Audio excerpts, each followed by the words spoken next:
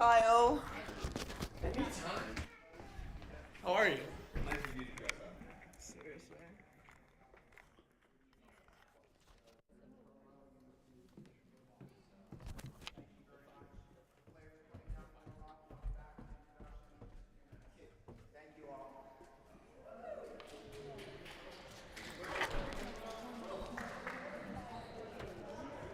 All four of them after the warm up, yes. So you should go out now. Come back.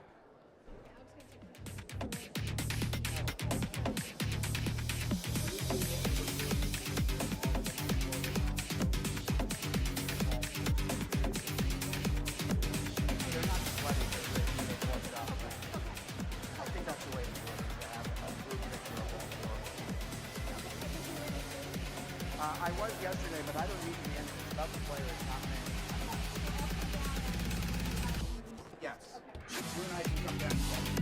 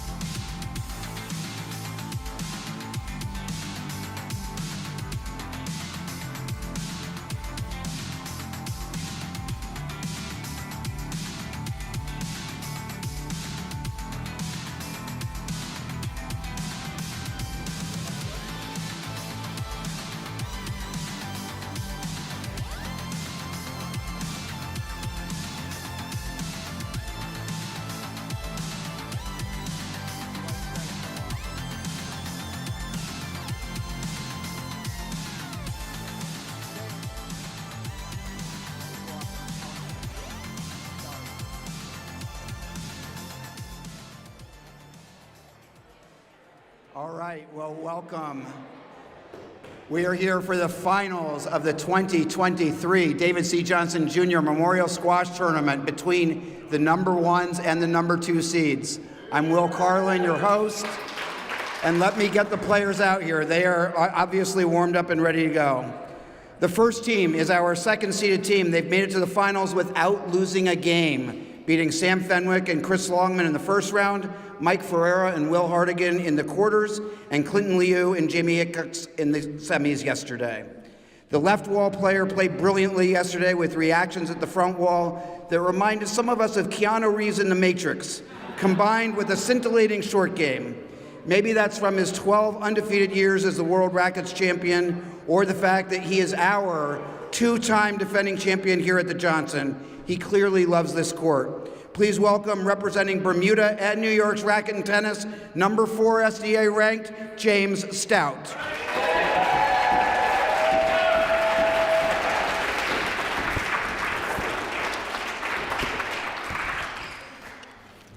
And his partner is the right wall player who looks too nice and too slim to hit the ball as hard as he hit it yesterday.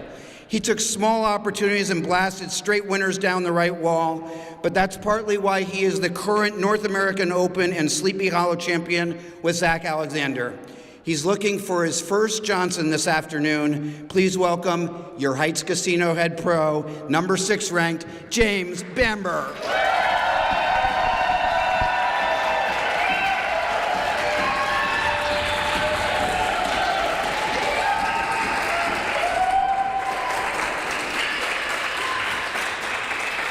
The next team are this year's top seeds. Both players are co-ranked number 1, and they are the SDA's number 1 ranked team. They've won 11 titles overall, including 4 in a row at the end of the 2022 season, including the North American Open. Here, they took out Nathan Snyder and Joseph Hughes 3-love, Ricardo Lopez and Lockie Monroe 3-love, and in one of the matches of the tournament, Ryan Cuskelly and Cameron Pilley 3-2 yesterday in the semifinals. The right wall player yesterday was nothing short of brilliant in the 5th game as the Australian pair pounded the ball at him, and he replied with nearly error-free squash and a slew of demoralizing winners. He's a former Princeton captain, winner of the doubles team of the year, and was the 2019 Johnson doubles champion with Zach Alexander. Please welcome SDA ranked number 1, Chris Callis.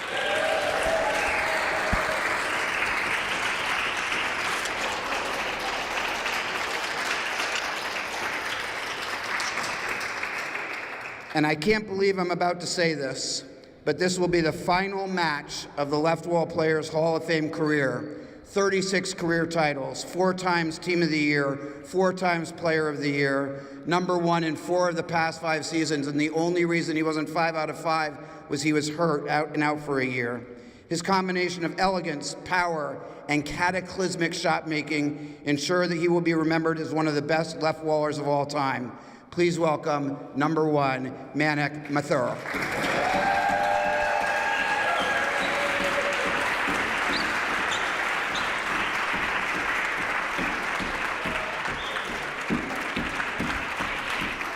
And I'd like to thank Eric Bedell for being the referee.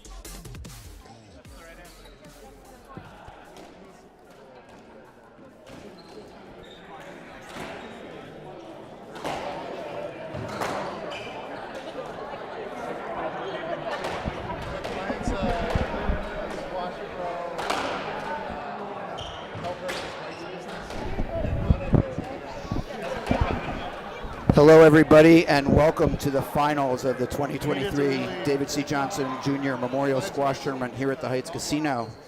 I'm Will Carlin. I'm going to be your commentator here, and I'm joined by 36-time doubles champion, Callis with third to receive. best of 6-time five U.S. games. national champion, Level. 4 in women's doubles and 4 in mixed doubles, Susie Pierpont. Hi, Will. How you doing? Good. Well, thank you for being here, Susie. Happy to be here. All right. Well, yesterday we called this match potentially the dream finals. We've got the number 1 seeds of Chris Callis and Manik Mathur playing the local pro here, the number 2 seeds, Jim Bamber and his partner, James Stout. These are 4 of the best players on the tour, no question. I think I'm excited to see the match. Do you have any early match predictions? If yesterday's anything to go by, I think, as long as I throw out at least 5 predictions, somewhere I'm right. So my first prediction of the day is going to be that I think the Jameses are going to take this one. I'm not ready to make a score prediction yet, though, Will. Okay, so you're predicting a slight upset of the number 2 seeds beating the number 1 seeds. Yeah. Now, 3 of the 4 players here, Manik, Chris, James Stout, have won this title before. Side out, one love. The only one who hasn't is the current head pro of the Heights Casino, James Bamber, or Jim Bamber, as we call it. He goes by James and Jim. So, do you think there's any extra added pressure that he might be feeling in trying to win here? He's just been named the head pro here earlier a few months ago, so that's a new title for him here. And I'm sure he wants desperately to win this title. I'm sure he wants desperately to win it. I imagine there's more of a relief of having met his seeded position and have the final that, the club was hoping for. So, would he like to win, and is he really, really wanting to? Absolutely. But I think the pressure's off now that he's in the final, and, it's where they were supposed to get to, and it's the, wow. That's a great shot. And it's the match that everyone was looking for. The disappointment would have come if this hadn't been the final for him. So I think the pressure's off, and even just watching this first few rallies, Jim Bamber seems a lot more relaxed than he's been at the start of the other matches. Well, it's also, he's had so many duties this week as being the tournament director as well as the head pro. And people have been calling him, but I have the sense that maybe that's started to ease up since today is finals day, so he may also be able to focus a little bit more. Ooh. That's a tough He start to a walloped Manik match. on that one. Yeah, I mean, Yes, let. No reaction, but he did leave the court. I think he got him in the calf or leg. Is that what you saw? I think he got him in the back. I mean, Back? he just didn't move, so I'll just stand in the middle of the court. It But was. I think his string's gone. That wasn't that a racket. Racket Oh. or string has gone, which is what he went to change his racket. Oh, not because he got hit. Okay, well that's good. 2-1. And Susie, tell me what you would be looking for. Do you have any ideas of what strategies might be here for the 2 teams? I think, look, yesterday we talked about how Manik had described the Kellner final from last season, where himself and Chris beat James Stout and Scott Arnold in the final, it being one of the hardest matches he'd ever played. And the tactics that James and Scott played there is what I'm expecting to see here. They didn't go for the 2-1. chip it down the middle and try and make Manik hit backhand. They buried the pace. They took, James took on Manik down the left wall, similar to what the Team Australia did yesterday when they were playing well and winning games. Is that sort of all court play that is, with a partner like James Bamber who covers the court so well, and he's very young, he's in great shape. They can do that. They're both moving onto that ball at the front, and if they keep the ball moving all the way around the court, that can happen. But it's also a chance that goes in the floor. And I think that the more that they can put pressure on the shot-making ability of the teams, and obviously utilize their own weaponry, the better they'll do.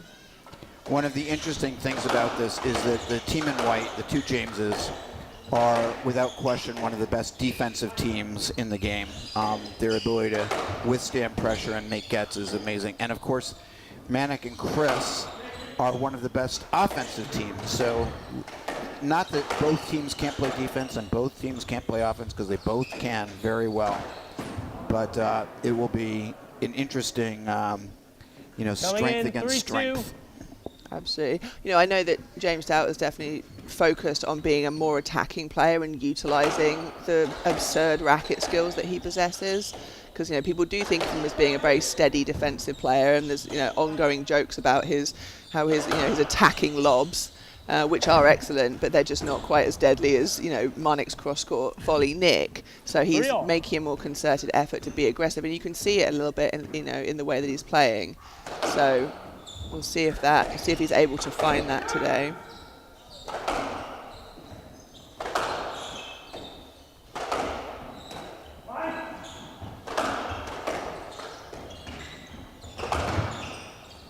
It's a stroke. Islet. Ooh. 3-all Manik from the left. Interesting. The only reason there I can think of, Susie, is that maybe because he turned. Yeah.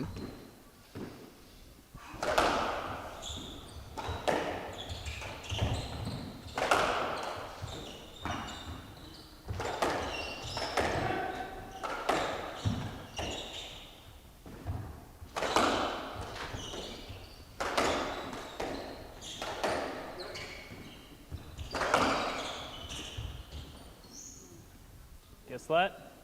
Left side. 3-all. Well, the teams both look ready to play. That's good. That's for sure. That's for sure. We've got a slightly chippy first 6 points, which is great. This is going to be a real battle, I think. Buckle up, Will. We're in for the long haul here. I think you're right. Oh, wow. Wow. Look Great at that. pace through Just the middle there. Sheer power. 4-3.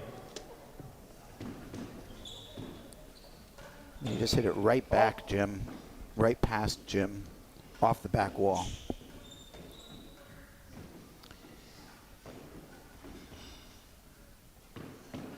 So early going, still very even. There have been some great winners and some unforced errors already, which is to be expected in the first game of a final.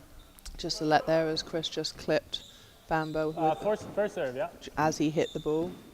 So I think it's actually 4-all and not 3-all. I think we might be having an issue with the scoreboard delayed again. So we'll try and make sure we tell you what the actual score is.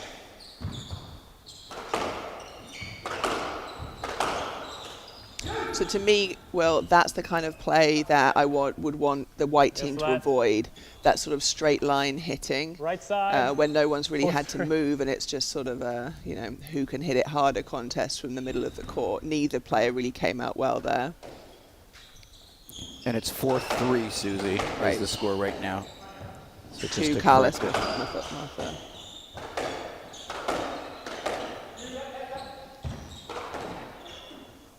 Great ball, really good shot.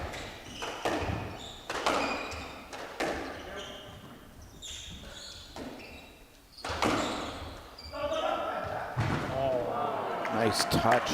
Manik just finding the nick with a cross-court drop there. Yeah, and it was off of a 5-3. ball where Stout tried to use a little deception to make it look like he was going cross-court and down the line, and Manik didn't fall for it. In fact, was ready to hit.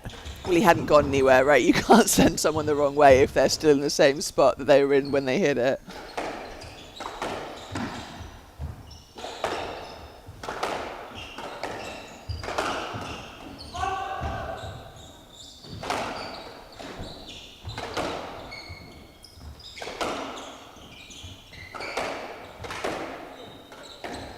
You can see Chris and Jim on the right-hand side are already engaging in a battle for position. Absolutely, absolutely.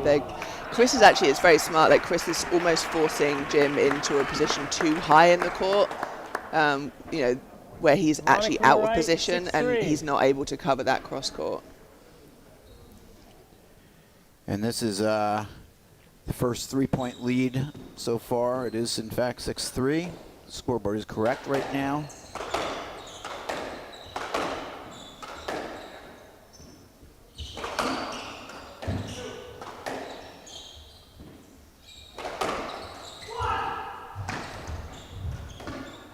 James really likes that shot. It works a lot. Manik's the one person it doesn't work against. He's seen it a lot, and his reach is so big that he doesn't have to change direction to try and get it, right? Like, he can stand behind somebody and reach either the straight or the trickle.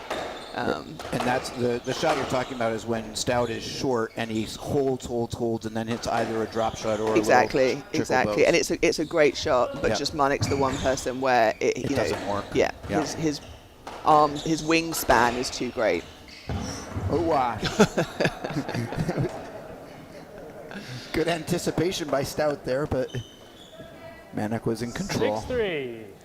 Of course, Stout earlier did hit Manek, so He you did. might have been thinking, gosh, I better be out of the way.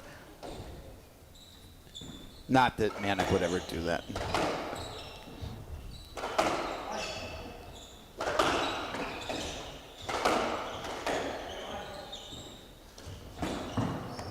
That ball hit the tin.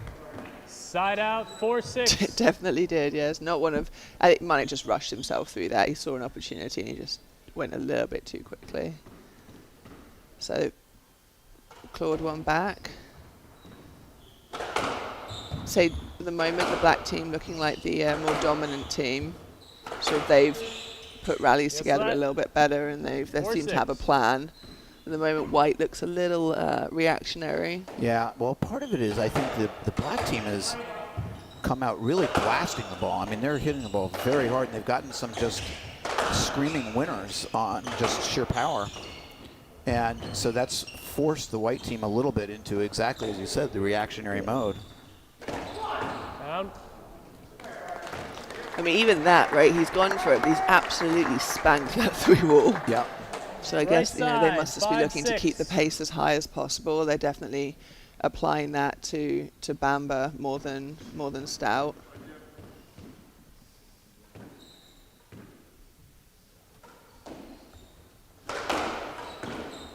Not up. Good hands. Okay, well- Not sure he meant it, but it 6 worked. all. Yep. 3-point lead erased. We're back to all even in the first game.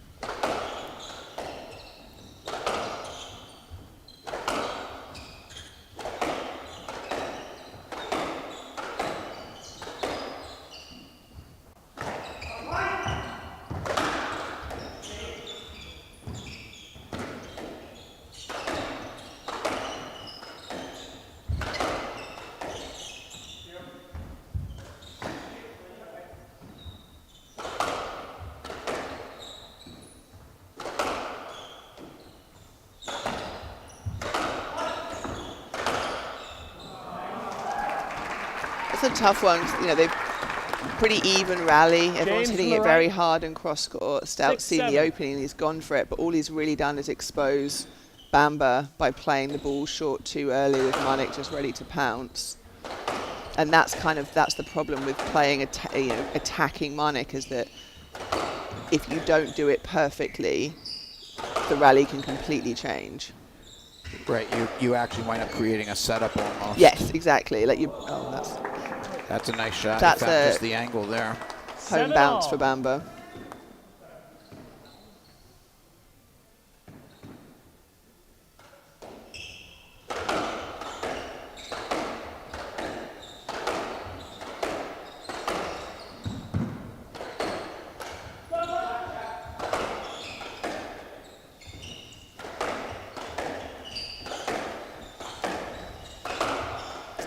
It's sort of reminiscent of the first game for Bamba Stout yesterday, when it was, very hard hitting, very,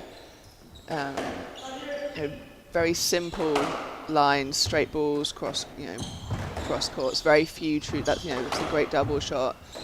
Ball's not really moving around as much as it was in the second and third games yesterday, and some of the other matches they played. But that might just be indicative of the pace that's being generated by the black team. Great shot. It really seems to me that Manek and Chris have a speed strategy. Side They want to out, keep things 8-7. fast and furious right now. Yeah, I mean they're even how quickly they're trying to serve and keep the momentum 8-7. going.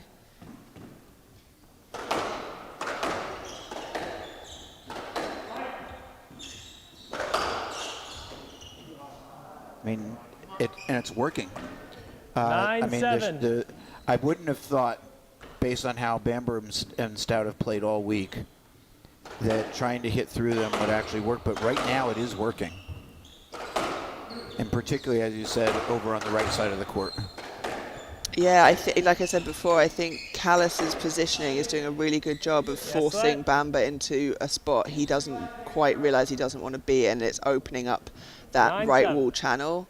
And we're really talking about inches here, aren't we, Susie? Absolutely, I mean, absolutely. he's just a Absolutely. few inches further He's up, half a foot further up than he wants to be, and a couple of inches. and you it's know, making further a huge difference. I mean, it's funny how, like, in a court as big as a doubles court, 6 inches can actually make a huge difference.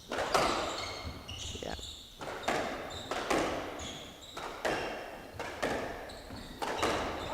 Not up. It's a nice shot.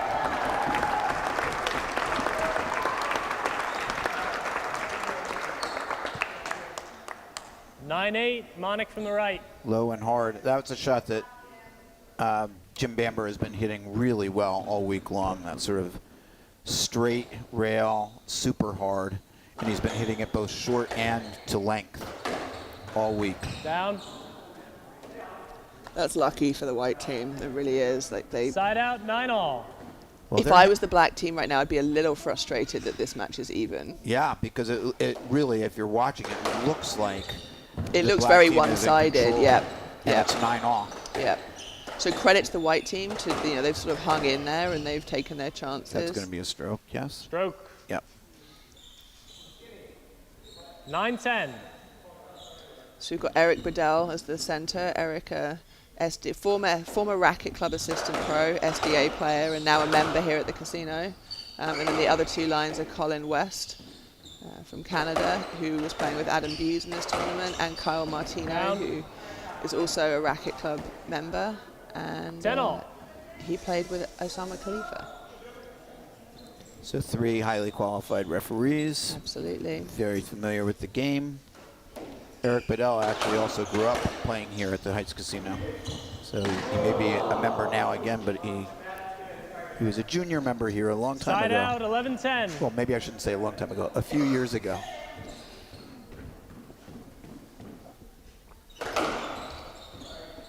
Yes, let.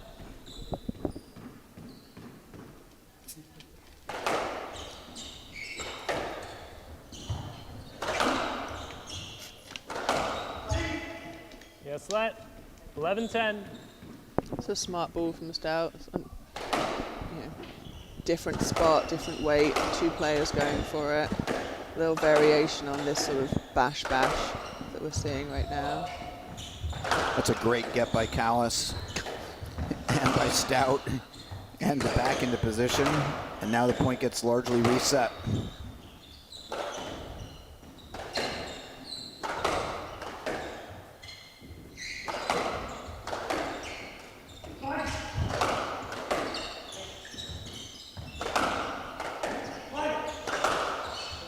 I mean, they're just walloping at Susie.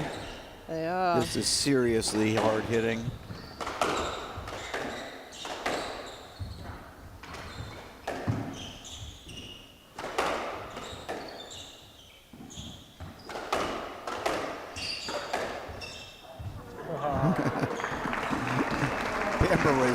Did almost a full dive on the court and pushed himself up, and now he had to jump up to Yes, avoid led, this 11, ball 10. right there. Chris from the right. You can see how if this were to go 5 games, 11-10. the players would be. I mean, these guys are working.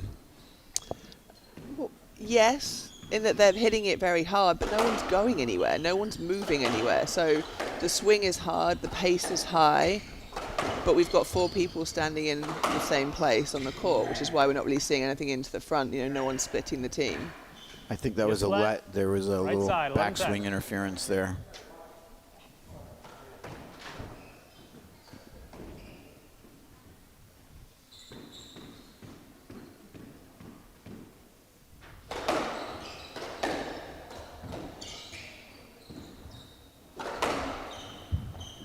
That's great work.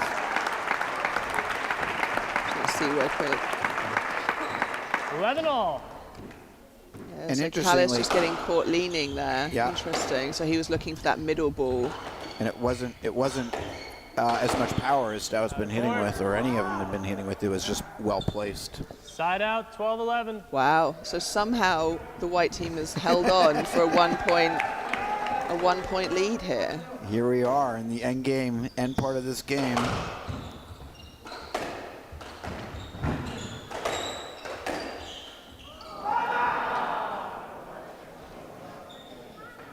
Ball was a little 12 too all. close to his body to really try and pull off that volley drop shot there. 12 all.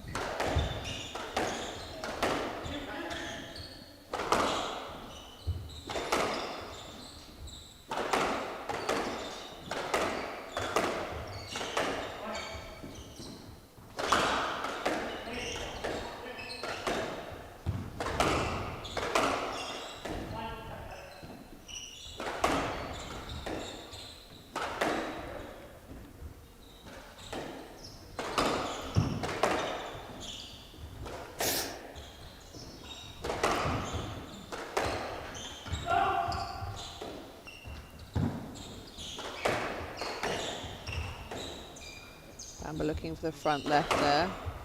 Saw Manik hanging back a little bit, but ball's absolutely flying at this point. It's packed crowd, very warm in there, and they're slugging away at it. Do we think this ball's going to make it through 2 games? I mean, it's interesting to see how much this is just a hard-hitting match. This is not, there's not a lot of 3 walls, there's not a lot of reverses.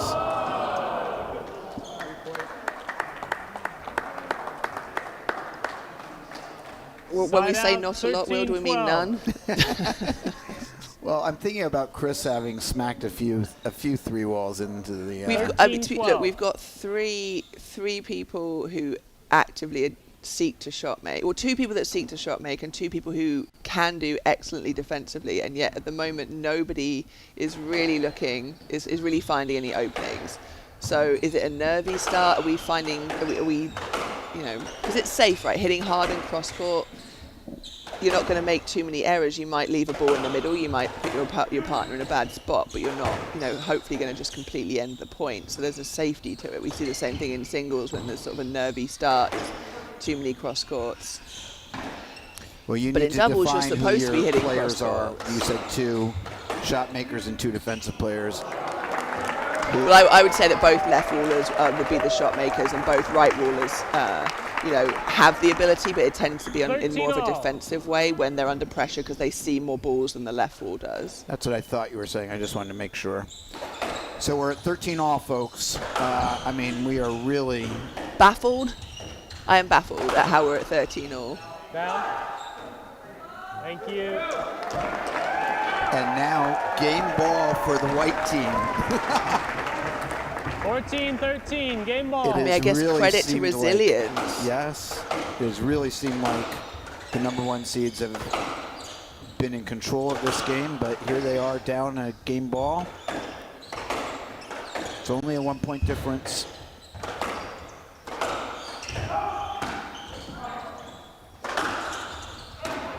Wow. Wow. The crowd is gasping, and it's a 10. And they chest bump. Wow. What If we had any questions about how much the Jameses want to win that, I think that just answered our question. I mean, into the 10. Look at them, fist bump. And the crowd is going crazy, and they just came up here and they're yelling too. This has been a very entertaining first game, and as far as the Heights Casino crowd's going, they couldn't have asked for anything better, because it's, you know, it's almost like when your favorite team is behind the 8 ball and behind the 8 ball and behind the 8 ball, and then all of a sudden they've won. I how they won that game, let alone didn't lose it for 6 points, is baffling. And I can only assume that what I'm missing is the relentless, like you said, they are so good defensively. So good and defensively. that becomes, it gets in someone's head, and it just becomes really difficult to know where to put the ball to finish a rally, right? You might not be losing the rally because they're hitting winners, but how do you win the rally? And maybe that's what I'm missing, because Well, that what's was going a to be very interesting to baffling see game. is if Manik and Chris now, because it seemed like this strategy of pounding the ball was actually working, because they seemed to be in control, but then they lost the game. So are they going to completely change? Are they going to I keep got going nothing. with that? I don't know what to tell you. What I are- don't what are they know. gonna do? Susie? I am without opinion for maybe the first time in my my squash career, because agreed, like they looked completely in control. They had a very clear tactic. It seemed to be working, and yet The end of the game went to the hometown heroes. So again, just to remind you all that the number 2 seeds, James Bamber and James Stout. James Bamber is the head pro here at the Heights Casino, and the crowd is absolutely, they love Manic, they love Chris, but they are definitively rooting for the James and James, they are. We did as we thought they might be, but they would never be upset, especially because this is Manic Mathur's last match, no matter what happens. It is. And I still can't believe that that's true. Here he is, the number 1 ranked player on the SDA. I mean, you want to go out at the top, don't you? If you're going to go out at the top. That's definitely some people's theory. We've got It's not Jonathan other people's Powers, theory. Jonathan Powers, one of the coaches here at the Heights Casino, and that's exactly what he did. Yep. Got his ranking back to world number 1 and bowed out of the TOC. And I remember watching that because he was one of my favorite. It's still probably my favorite player to watch play singles. But I just thought that's how you do it. That's an absolutely class act to put the time and the effort, all that energy into getting back to world number 1, just so you can say, goodbye on your own terms. I think it's so much a personal decision, because there are people who I respect a lot who decide, you know what, it's okay if I'm not number 1. I just love playing. I'm going to keep playing. I'm going to keep playing. And we've seen it in sports like tennis and football and other places where people have hung on. Some people have been heavily criticized for that. People have been criticized, but because, the ideal way, leave it number 1, make everybody remember it. But if you love to play, that's hard to do. So credit to Manic, who's going to do it no matter what happens here. He's wow. either going out world number 1 with 36 titles or world number 1 with 37, and those are legacy numbers. And as you said in your welcoming speech, he'll be remembered as one of the greatest left wall players to have played this game. Yep. He was our first South Asian world number 1. It's always nice to have a first, and I think that he'll be very proud of that.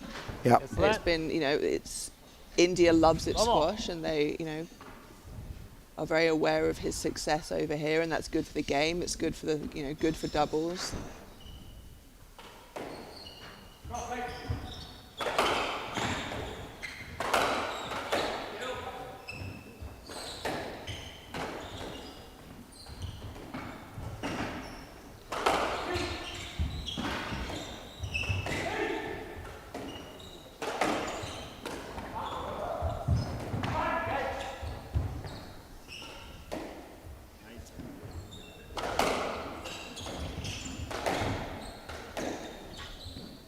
Well, this is not quite, it's the first point, so it's a little bit hard to tell, but it's not quite as slam bang as it has been.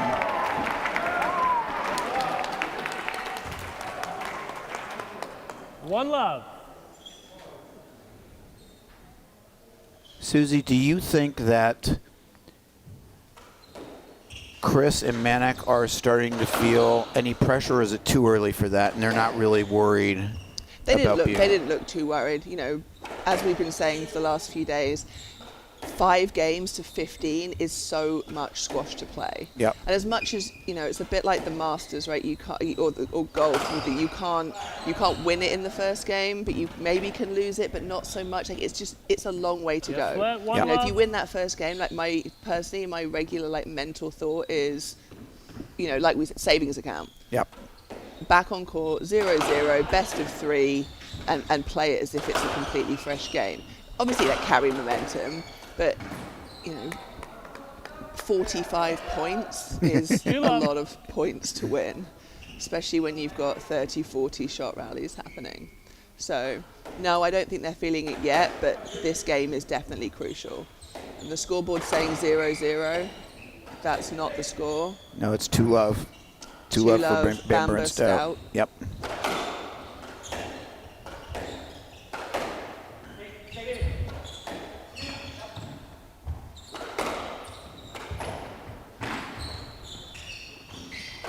I mean, that's some great defense I by mean, that's Bamber there. absurd retrieval from Bamba. Absurd. And look, he's still staying alive. Well, I think this is what this is what I was talking about, is the relentlessness of the retrieval and the defense. It's like, where do we hit a winner? How good does it have to be? It actually has to roll is the answer. And the pressure that puts on the racket. This rally's still going, and Monik and Chris have hit 2 excellent shots to the front apiece. And it White finishes with a cross-court winner from Bamba. That point is almost an encapsulation of the first game, where it seemed like Black was in control. Black was hitting 3 love. the offensive shots. White was just barely hanging on, and White wins the point.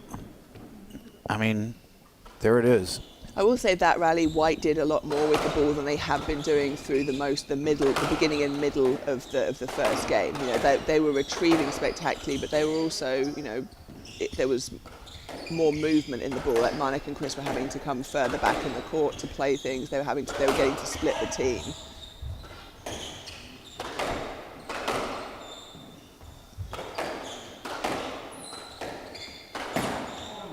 That one hits 10. And there's also the fact that Side out, Bamba is 1-3. significantly younger than the other 3 guys on the court. He's in his mid-20s. Everyone, Callis and Monik are in their mid-30s. James is in his late 30s. And sometimes the relentlessness of somebody younger retrieving the ball could just be so mentally frustrating. There's a little touch shot It's a that. great shot. That's actually the shot that you were talking about earlier. That It's let. it does work even against Manik if Manik is well behind him. No, the one I meant earlier was when No, he's I in the know, front. I know, yeah. I know. It's exactly. It only works if there's that much room in the front. Got pterodactyl level wingspan for Monik. So Pterodactyl, I like that. Stroke. Ooh. Side out. 5-1. all right, Bamba Stout up 5-1. Our scoreboard's got a little delay, so they've opened up a 4-point lead at the start of this game, and Callis and Mathur are going to have to do something to get back into this second game. Otherwise, I think that concern, Will, that you were asking about will certainly be setting in. Yeah, you did say, you went on the record, and I know yesterday you made a lot of predictions and you were right on a lot of them. Ooh. Got him. We actually have seen a few people get hit today. Yes, let. But you said 5-1. Team White was going to win. Yeah. I think I didn't realise until you said it on court earlier that they'd made it through the draw without dropping a game, which is kind of unheard of Yeah. in these tournaments. Some of these teams are so 6-1. even.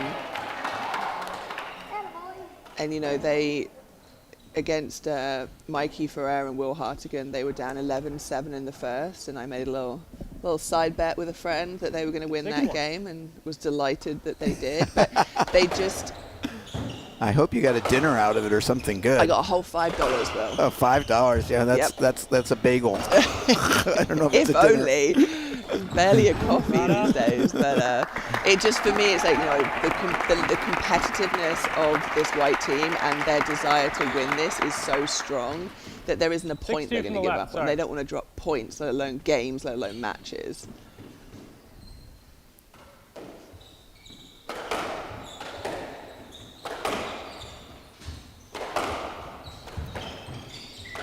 Well, I asked about whether there would be a frustration or a fear level kicking in because, again, I feel like the Black team's actually playing well and they're just not scoring that many points.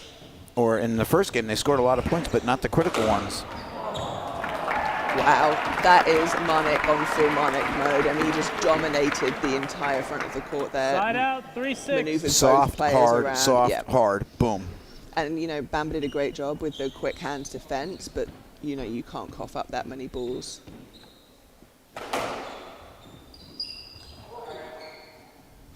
Yes, let. James a little bit frustrated that Monik didn't even try and cross there.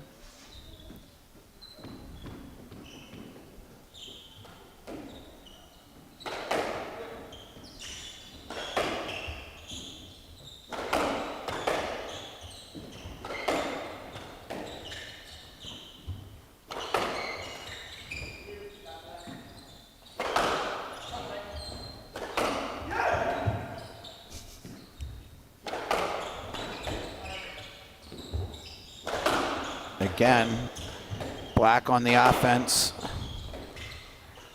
White defending well. I think Bamba thought that one had just clipped out, but the rally continues. And it has to. You play out the rally. That's going to be 2 broken rackets. That's a great finish from Stout. No need to review. Wow. Look at this. Bosh.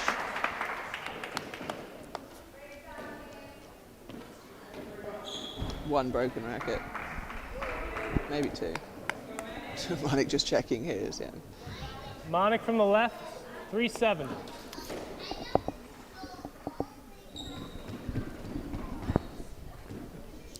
So the scoreboard is lagging behind us 1 point.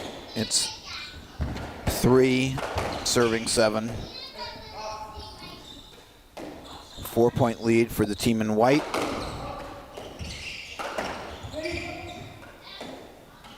No let. Ooh. Side out, 8-3. That seems a little harsh. I was wondering if they were going to... I didn't see it fully. Well, here's the deal. Did it roll? Was it just too good? No, I actually think it's one of these where the shot was really good. I do think that if Stout hadn't been there, Manik would have gotten it. But it was sort of like he was out of position, and it was a good shot, so we're going to reward that. But given how Manik retrieves, I actually think he could have gotten that ball. So I could have seen the call going either way.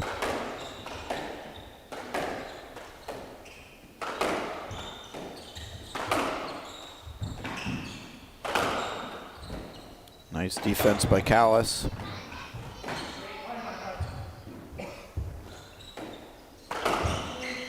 You know how I was saying earlier about how it can be tough when you shoot on Monik because it sort of opens up the court and puts you in a bad spot. To some extent, Bamba's doing the same thing right now. Every ball that they've put into that front right, they've tried to attack him on, he's returned with something. That there's been no freebies off that. Not only have they not been winners, but they've not been gimmies as a retrieval either. 9-3. I'm wondering now, Susie, if this is beginning to be panic time, and This is indeed panic time. they're taking a little bit of a front wall conference here. I mean, this is smart of Monik, right? Like, I'm sure Callis is feeling the pressure of what this situation is for his partner, and Monik's probably just telling him, mate, let's enjoy it, let's play well, like, don't worry, just hang in there. 9-3. So the scoreboard's now correct, 9-3 is the correct score.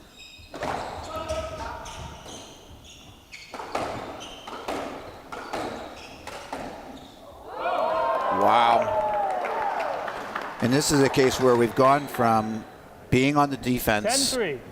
to actually starting to feel it. Oh, so that ended up as a cross-court volley Nick winner with a duff string, I think. And that's just, you're feeling it at that point when you hit that shot. Yes, let. Either 10-3. that or you thank your stringer. Wow, okay. Fantastic reverse off the serve there from Callis. Well, they've got to do something to get either 10-4. momentum going for the next game or maybe even to potentially sneak your way back into this game, although, So the score's Yes, 10-4. yeah, it's 10-4. 10-4.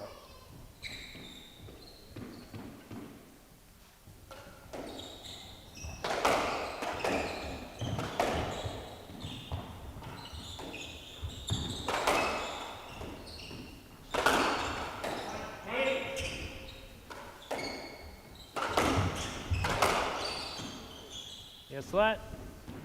10-4. Stout and right.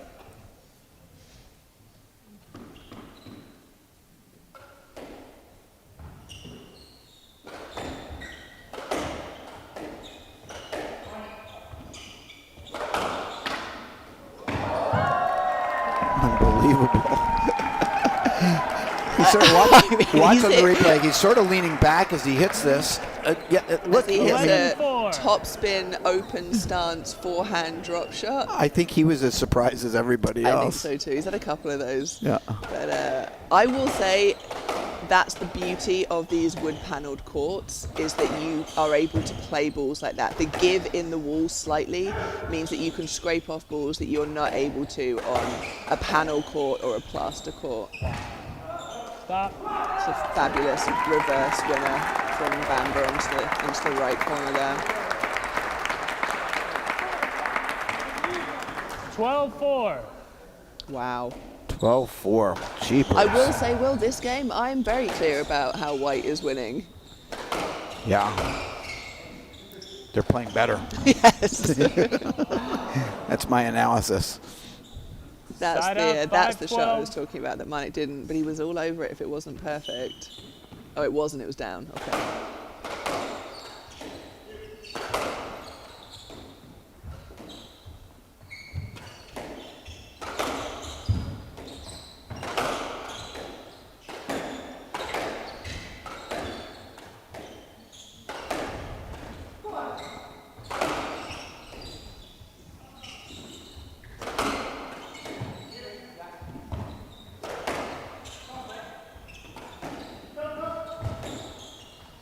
It's great scrambling by Bamber.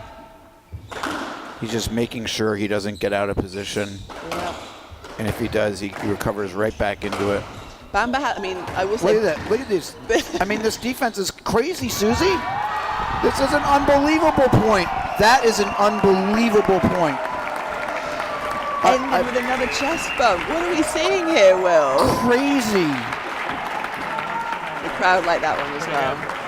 Really liked it. That was spectacular. It was. I was just about to say, I mean, I think, you know, Bamber Manik from the left, has a pretty good 5-13. record against this team.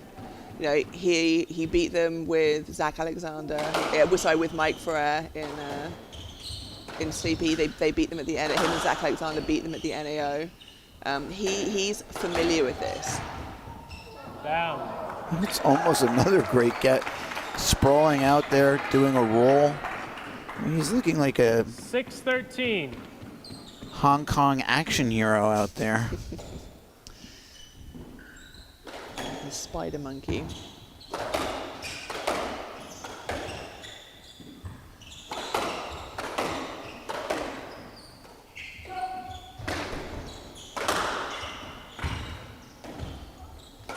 Down. Look how fast Stout was getting back into position too. That was down. And here we are, yep. So Manik's Side out. cross-court volley there was down. Was down, yep. So this is game ball now. Jesus. And they can't quite get the ball so they up to the can play those referee. unbelievable shots, but throwing the ball to the referee was the hardest part of that rally. It's gone. Oh, All right, so we'll be playing a let. It'll go back to 13-6 Yep. with a new ball. And yep, I think Rule you applies. predicted that the ball was not going to last two I games. mean, there's no way it was going to last 2 games. It's right there. Can you And reach it? there we go. Youngest warms the ball up.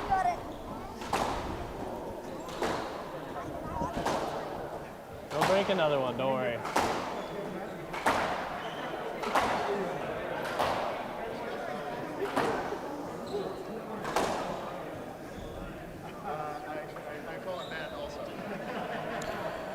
Well, I do think this is a little bit of desperation time for the team in black.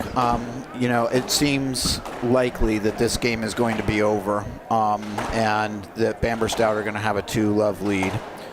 It may not be at 6, but it seems hard to imagine at this point that Callis and Mather will be able to come back in this game. So I think honestly, I think I underestimated the impact that losing that first game would have. I think that, you know, like we said, they were in control. They did look like the stronger team, and they couldn't close out the game. That where do you go from there if you can be the dominant team, and Score? not win the game, to 13-6. come back on and. To you. They now look a little serve, lost yeah. with their Coming game in. plan. well, they had a good game plan in that first game, and they lost the game. And it didn't work, yeah. That's Play a lap. sort of like, what do you do now? Yeah. Because it seemed to be Play a lap working. with I the mean, ball broken. for those of you who may have missed some of the first game, I can't tell you how much it looked like to us No, 'cause you see, that the team so in it's black, the 13. #1 seeds, Chris Callis and Manik Mathur, No, were we didn't in call game. full control in the first game, and somehow I know, Stout so when and he hit the Bamber 10. were just hanging in and hanging in 13-6. and hanging around and Coming playing in. well. And then when it got really tight at the end, Bamber and Stout played a couple of amazing points and stole the game. And it really did feel like a steal. But now in the second game, there's nothing stolen about it. Bamber and Stout have completely outplayed sorry, Chris left Callis side, and Manik yep. Mathur. 6-13. Quiet, please.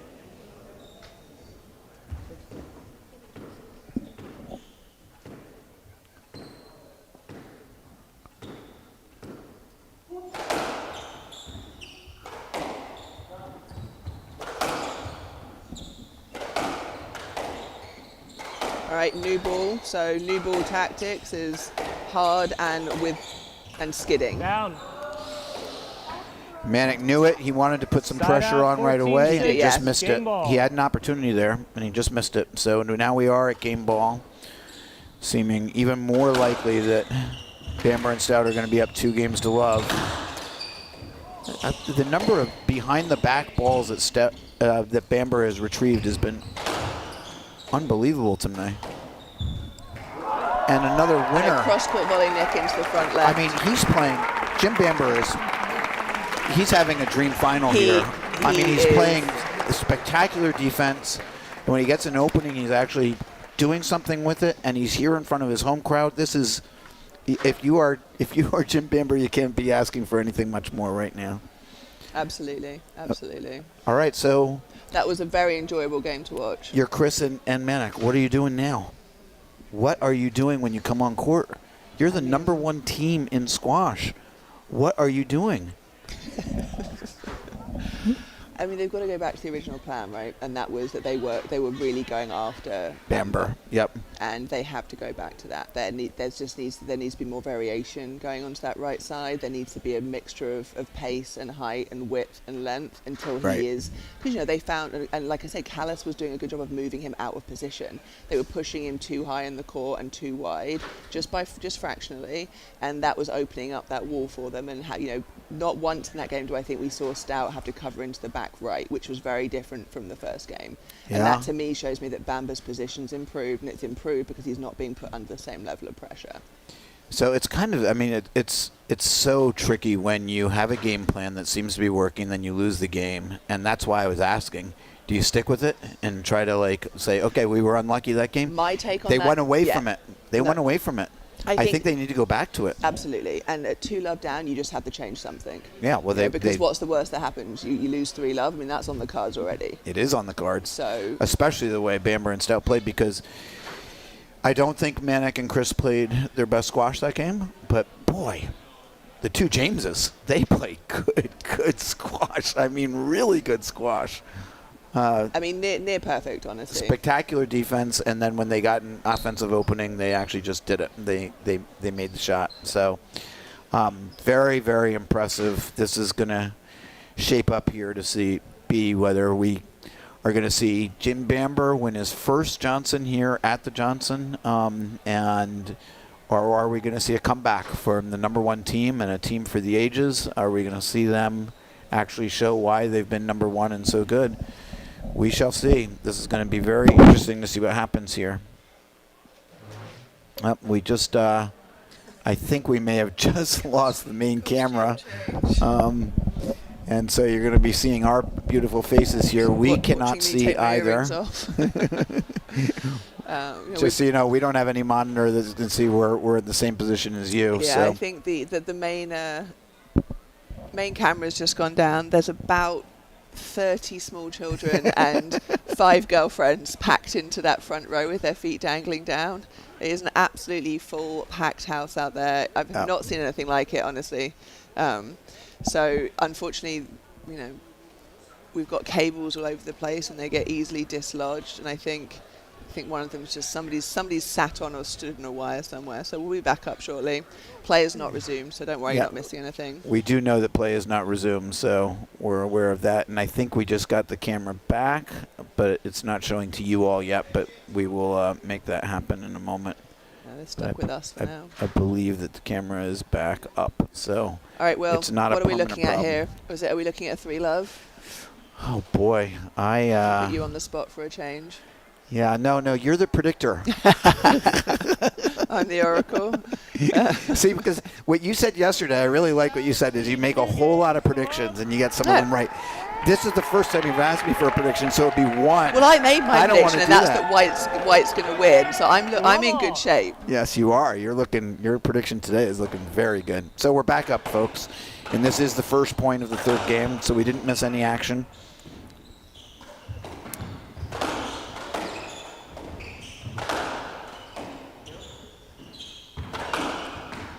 Wow. Okay, well, that's what they were doing the first game, which was hitting it super hard down to Bamber. And so One love. if you are right that that's what they have gone back to, that's an early indication that they may be going back to that first game strategy. I mean, they're going to go down swinging, right? This is Manik's last match as a pro. It's not his last squash match. He's definitely said that he's interested in playing, playing with his friends for fun in events like the O'Reilly at the University Club, where he's now a member. He played the gold racket with his good friend Simba Muwati in December. So he's not done with playing squash, at least not for exercise and for fun. He's just done with his professional career. But he's not going to go down without a fight. That's a great finish there. Reverse winner from the front left from Manik. A good start, a necessary Two start love. if they're going to hang in here, but a good start by winning the first couple points of the third game. We'll say their body language looks a lot better. There's a bit more bounce in their step. They're both sort of, the shoulders are a bit straighter. Yeah, it's a reset, isn't it? It's definitely. They went out and they said, okay, let's just reset here. I think when you go out and you say, right, 0-0. And let's start this match again.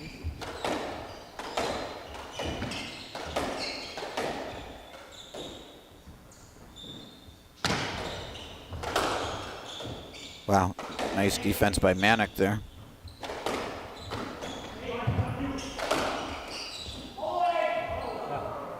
Great width there by Chris Callis, just jamming James so he wasn't able to get a clean racket on it. 3 love. I actually like this strategy where they're hitting hard but looking for an opportunity to go short.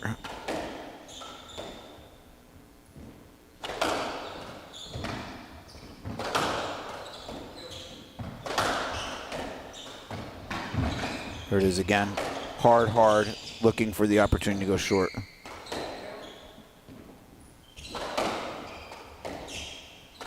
Down.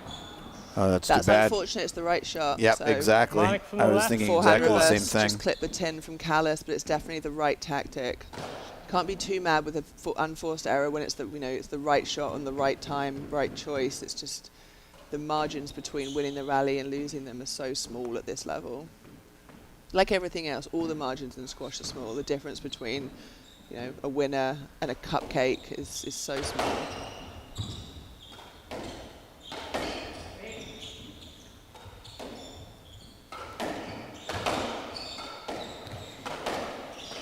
Now, Susie, do you think the Heights Casino crowd that obviously wants Bamber and Stout to win this, do you think they want more squash? Oh, that's Side out, unfortunate. 2-3. That just clipped Chris's foot on the way through. So it's yeah. going to be a hit point to Chris's foot. Bamber Stout because no one had shaped for it. So Chris's expectation was to clear it, and he didn't quite manage to do that. I mean, I would love to see, more, a couple of games, but I know if you want a team to win, you always want 4 games. 2-4. Keep it interesting. Well, that's what I think. I think the crowd may find itself a little bit. I mean, they clearly want Bamber and Stout to win. They do. No question. Down 2 But- points here, though. It's actually 2-4 and not 2-3. Thank you. Side out, 5-2. 5-2 now. But I know if you just want to know what I'm rooting for Manik and Chris to get back into this match a little bit. I'd love And to to see. finish it off nicely. Yeah, to have a good fight to the end. Yes. Absolutely. 5-3. James has hit that. Stout's hit that really nicely all match so far. A good cross-court volley winner off a wide breaking ball. Here's the hard hitting again.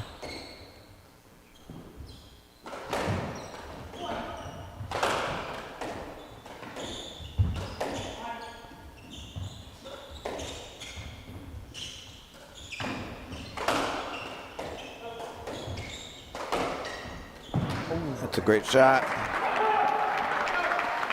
That's a fist and a yell by Right Manik side. there It at the end of that is. point. So Bamber's 6-3. cross-court just leaving James a little out of position, allowing Manik to open up down the left wall.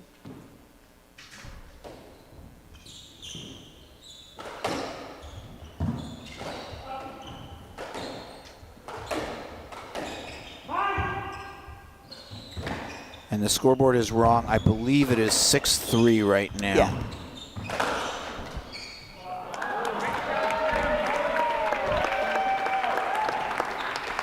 hard breaking cross court from Side Bamba, out, just 4-6. catches Monik.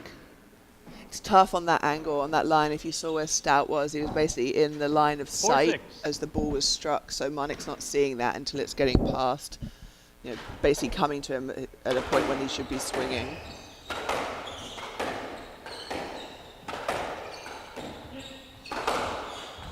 Out. Oh. They can't have a little walkabout 5-6. here. They need to keep the focus. Yeah, white team They right started back off in really this. nicely in this game, but now, boom, boom, very That's quickly. 1 point, 5-6. Yep. We're almost even. This is a little bit reminding me of the first game now.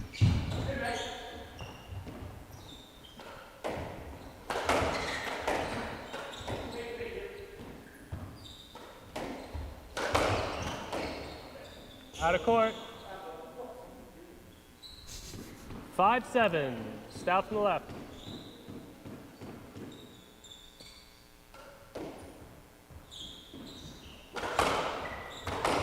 So scoreboard's now correct. Monik and Chris up 7-5 in this game.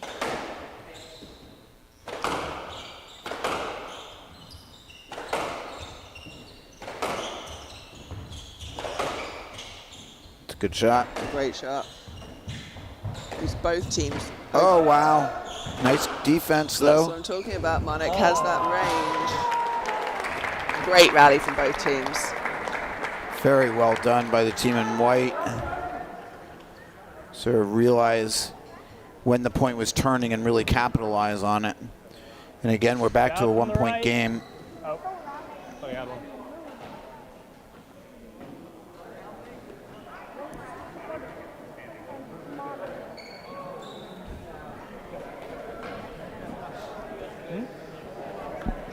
What? Interesting. So Monik broke his racket in frustration there and now has to go and get another one, causing a break in play. What's that? It's 6-7. Yeah. No, I saw. James just making sure that the referee's aware that that's how it happened. Because technically that should be a conduct warning. Yeah, especially, I mean, you're really, the rules state that you're supposed to Chris have and extra Monica rackets winning right there, so that Well, he did, but they've already been through a couple of That's pieces. on the left. No. And they don't have whoever was in the Australians' corner yesterday on the right to just throw the racket up and have another one sent down to you while avoiding Right, the right. stairs. Eric. And there was a Mike. match early on when Think Sam Monik's about to Khalifa get actually gave one of his spare rackets to his opponent who had run out. It's conduct warning, okay? I did. Okay, Monik just receiving a Right conduct side. warning there for racket abuse. What does that mean? Really? What does that mean? That's hard to believe. What does that mean? 6-7. What does that mean? Conduct. So the rules of the There's- game, that's a conduct warning. The next time you have the same offence, it'll be a conduct point. But Will, I think it doesn't have to be, is that right? You can go straight to conduct, whatever you feel like, if it's egregious. That is correct. It's the referee's call, but the referee does not have a choice anymore to give a warning. He needs to go to a conduct point here in this one. He could go to a conduct game, but he can't Oh give yeah, it. you can't go back. You can't go You can't down. go backwards. Yes, yes. You have to keep it progressing up, but you don't have to start. You can give a point, a game, a match, even on the very first infraction if it's bad enough. And I've seen all of those happen. Got some really great all-court play happening in these last couple of rallies.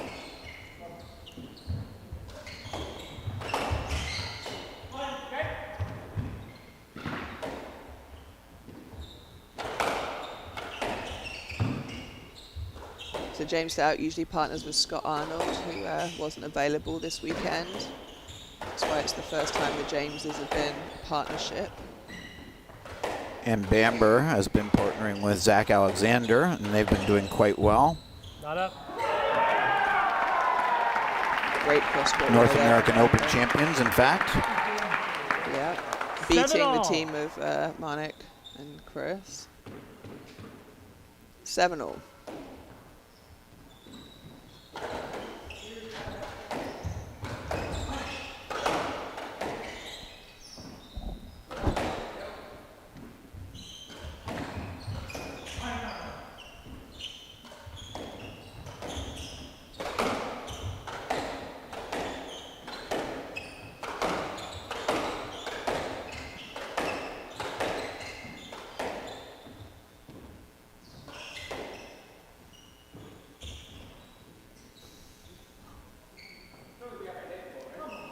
Yes, let. What are you talking about? Yeah, Stout just having, again, a little frustration 7-all. that ball's come out and Malik's made no real effort to clear it. Yeah, I mean, he's trying to make a point. Both of them are incredibly good sports, so they're not really annoyed with each other, but they are competitive too, and they want to make a point of who's taking space that they shouldn't be taking.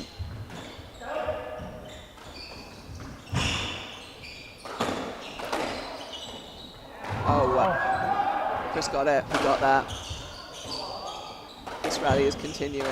Wow. Oh, wow. That's a great point for Mather and Callis.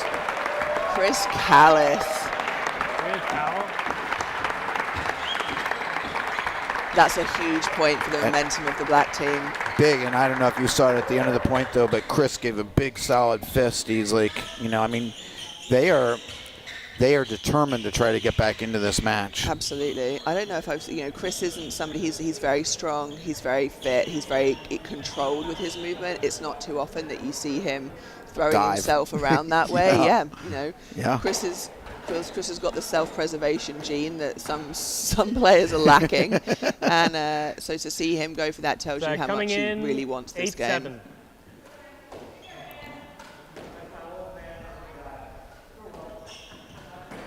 Well, I mean, Manik and Chris. I mean, Manik Dallas coming broke a in. racket out of frustration. Chris is giving a fist pump, and I mean, these guys, they are emotionally invested in this. There is no question. And why not? It's Manik's last match, period. And they really want to, they certainly don't want to go out 3-zip in the finals. They want to make this a match. That's a That's a fabulous great shot by Callis. Oh, was it down? 8-all. Oh, it was down. Yeah, it was down. Okay. 8-all. Dead even. This has been, this game has been much more like the first game where it's been very tight all the way through. Although in the first game we couldn't believe that White was there. Here it's easy to see that they deserve to be at dead even.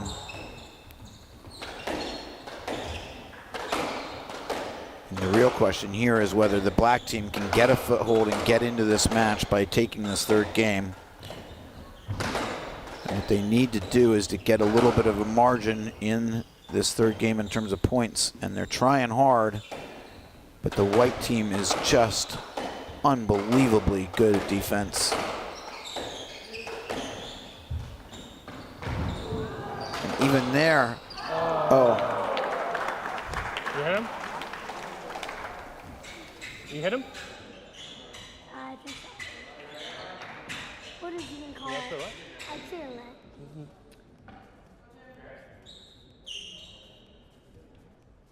let. 9-8.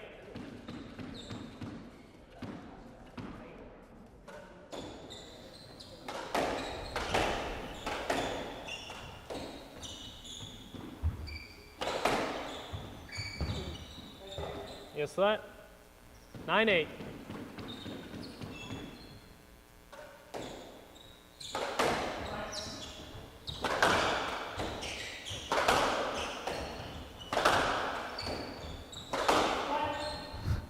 Manik's trying to do it all himself here.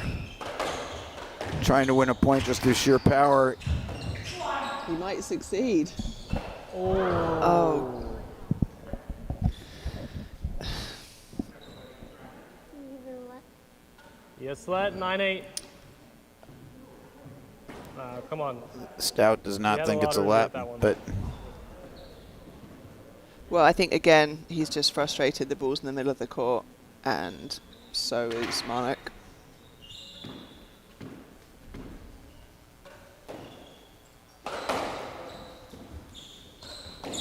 Wow. Fabulous drop shot there. Backhand drop shot from the back wall. 10-8.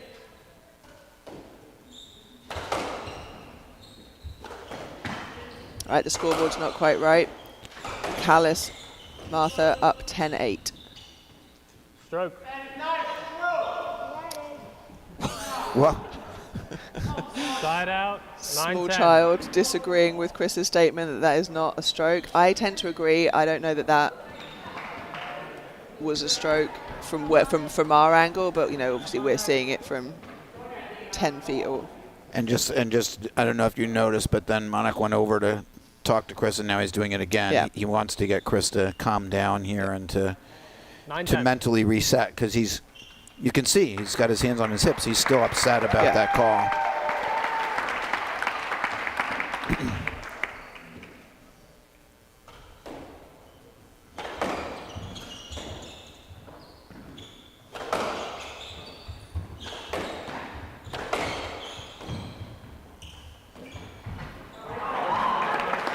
So that's Chris Callis, solid short game when it counts.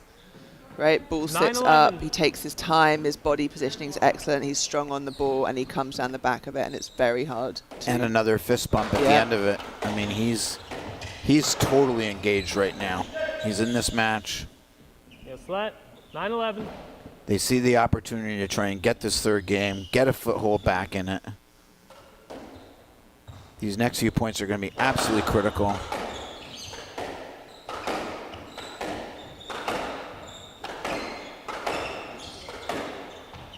Great shot. That's great length. You could see it going to die even as it bounced. Side out. Watch this 12-9. length. It's really beautifully struck. 12-9. Just a great Just shot. dying. Yep. Good weight. This Yeah, is good. Callis again. He's your guy. When you're in the trenches, Callis is your guy. Wow. Wow, what James a return Stout. serve. Cross-court volley nick off the serve. 12-10.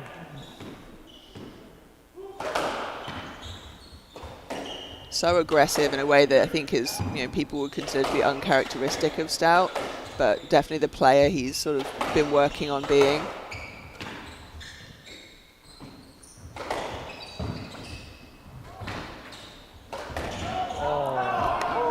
That's a great winner.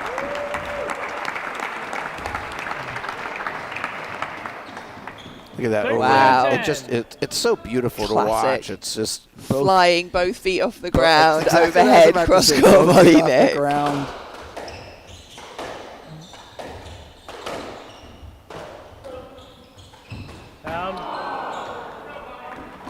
You can hear the crowd groaning, so the crowd 14-10. definitely Game still ball. hoping for Bamber and Stout to win, but Got 14-10 game ball to this would be Yes, Chris let. and Monik. 14-10. just from my, and I think the people who love squash doubles interest. I'm excited that this is not going to be a 3-zip affair. Nice coverage by Monik.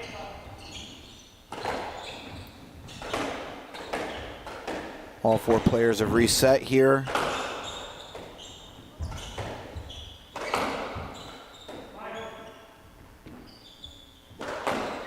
Nice change of pace by Stout. And there it is. Game 15-10. Game for Callis and Mather. Way to go. Making it 2-1 now for the underdogs, the slight underdogs, I really should say, because these are two very talented teams, but the number 2 seeds, the two Jameses, James Bamber and James Stout, are still leading 2-1 now. And the scoreboard is obviously incorrect since the game is over.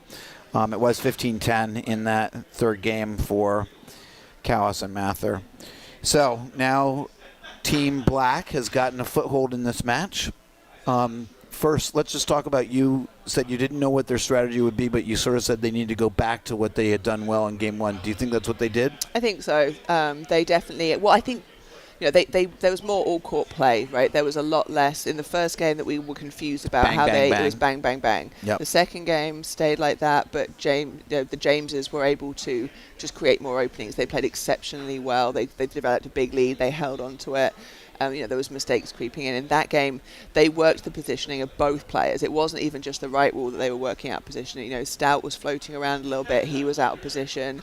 They definitely got, I'd say the James got a little bit passive at the start, which sort of let the team black sort of feel more confident to start the game, and it kind of, they stayed there. They stayed up. They came back onto court. Their body language was different. There was a definite, clear intent to push this game.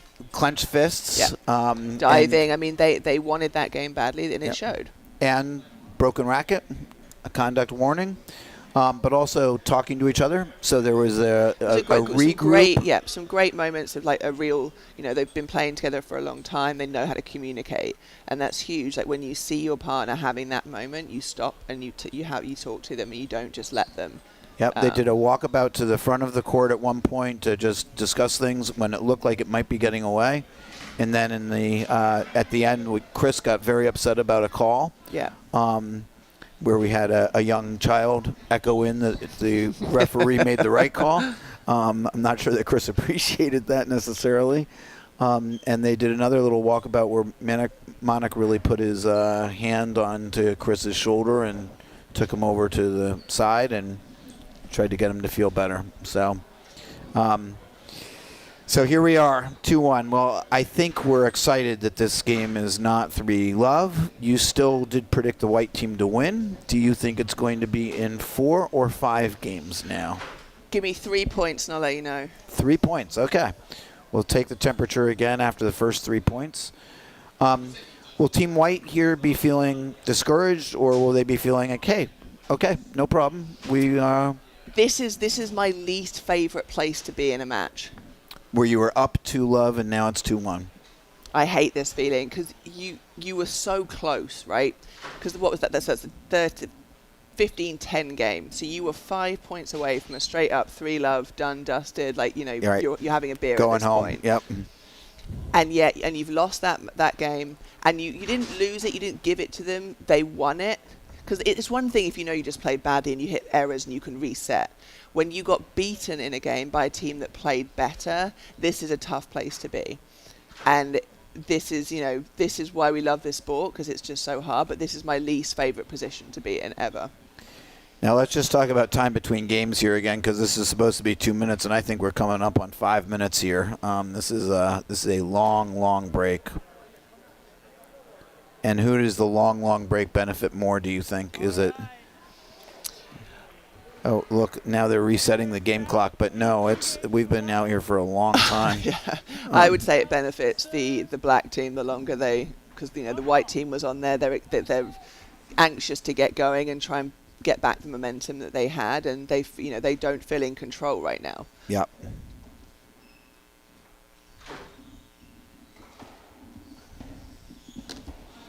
All right, we're underway again. This is the 4th game.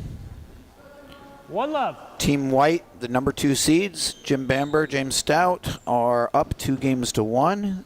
Team Black, which just won the 3rd game, they are the number 1 seeds of Chris Callis and Monik Mathur. And Out. 1-all. And after this point, we're going to hear a prediction from Susie Pierpont. She said 3 points of what's going to happen here. So stay tuned for that.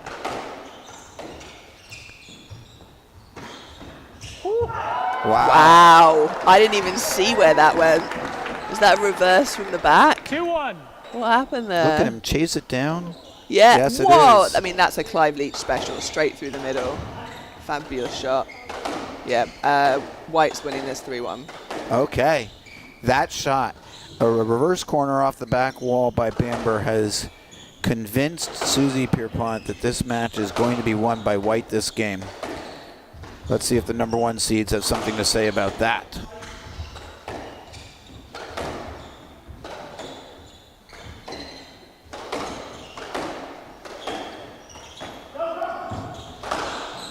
We're back to hard hitting here. That was more my indicator. I was intrigued to see whether White would come out swinging, and they have. And I think if they do and they continue, like I said, I feel like they got a little passive in that 3rd game. and they would be, they were waiting to see what the black team would do rather than implementing what they wanted to do. Whereas right here, they're back. They're swinging away. They know exactly how they want to play. Look at that lob. Out of And court. there it is, out of court. 2-1 now. 3-1. Oh, 3-1. 3-1, Yep, sorry, 3-1. 3-1. There was a very fabulous bottle of champagne bedazzled with the Heights Casino logo awaiting the winners here. This tournament's always been known for its really nice duoboam of Moet, as a prize as well as the prize money, but this year's is particularly special. It's also very large. Bislett. Bamber left. 3-1. So scoreboard showing 1-0, but it's 3-1 Bamber Stout. Yep, and this is a Latin.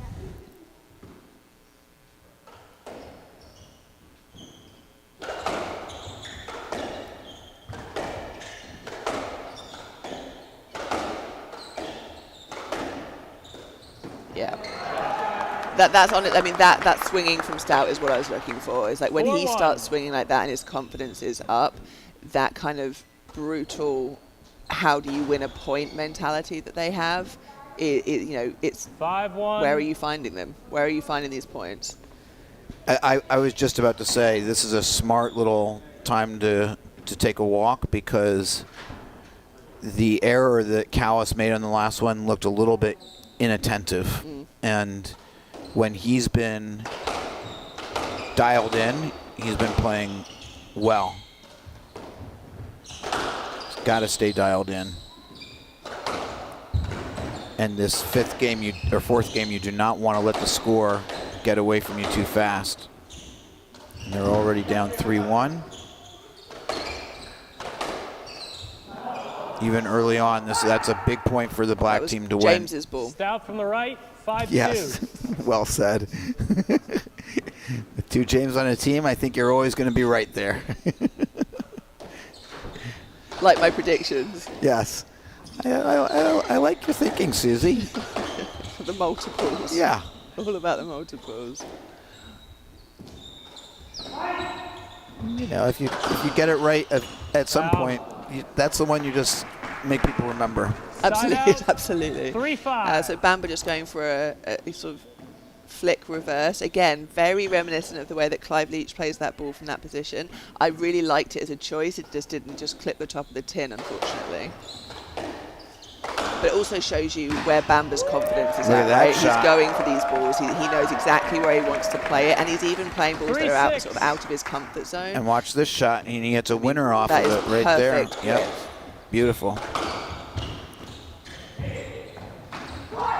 Oh, that's a nice shot, but great recovery by Stout.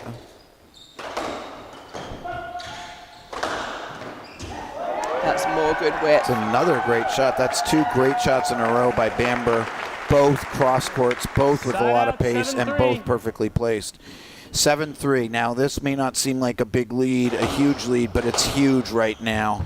For a team that's down 2-1, that's a very important point where Callis is. just won. Dreadful serve. 7-4. Yeah, that got what it deserved.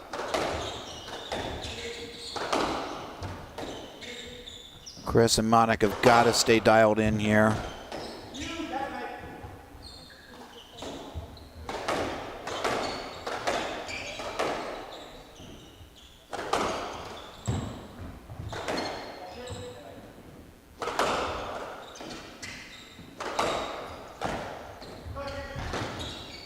James's.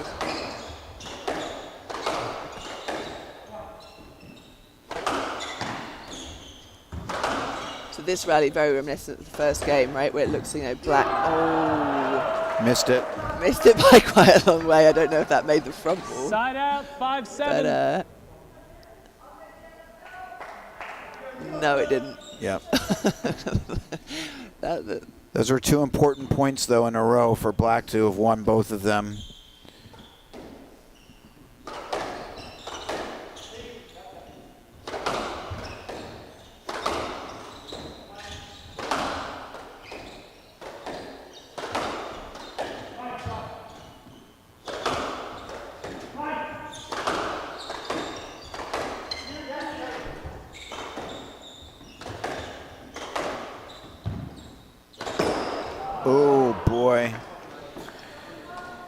It's a very hard Monik to the 10. left, 5-8. It's a 3-point lead. It's a big margin in this fourth game the way this match has gone. Score is 5-8.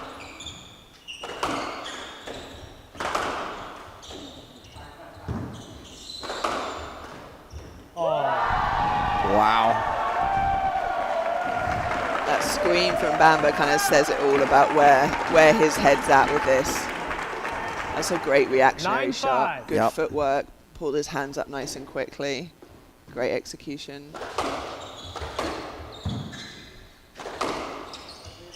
Yes, let.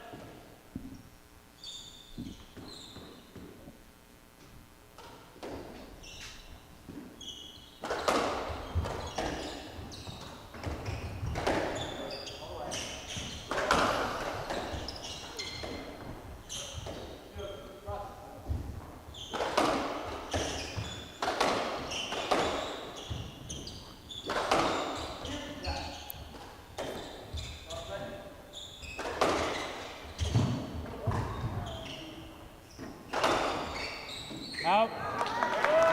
Good 1-2 there from the Jameses. Great ball into the front from Bamba and a hard cross court to Callis's feet on the recovery from Stout. 10-5. I hate to say it, Susie, but a 5-point lead feels like a big chasm at this 10-5. point to me. I mean, think about it this way. It's the next 5 points either brings them even or it's the end of the match. If it just goes one way. Oof. 11-5. I'm feeling like your prediction about this game going to Team White is looking better and better by the moment. And with that would be the title. It would be Stout's third in a row with 3 different partners. Yep. Which would be quite an accomplishment that's never been done before, certainly here. 11-5. And maybe You on mean the it's 3 different partners in those 3? Because obviously Damien won 16 Johnsons with 3 different partners. Right, 3 in a row. Right. 3 in a row.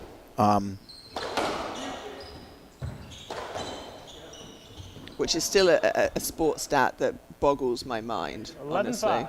16 tournaments in a row on both walls with 3 different partners. Like, whatever he took for his immune system, I want some. To not even have a cold or a slightly sprained. I mean, no, he was struggling with injuries, but it really is a phenomenal statistic for any sport. All right, well, while we've been chatting, another point has been played. It is now 12-5. And looking like Team White is heading towards this title. Not the dream ending for Monik to end his career, Right but side, 12-5. he will still end as the #1 ranked player. Down.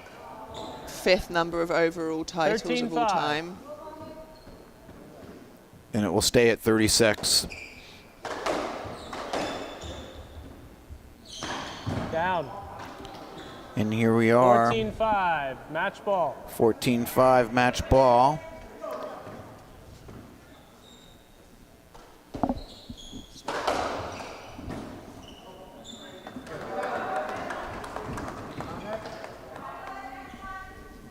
14-6. Long road back. Monik and Chris have not given up on this game yet, but you can even see by their body language it's not pumped.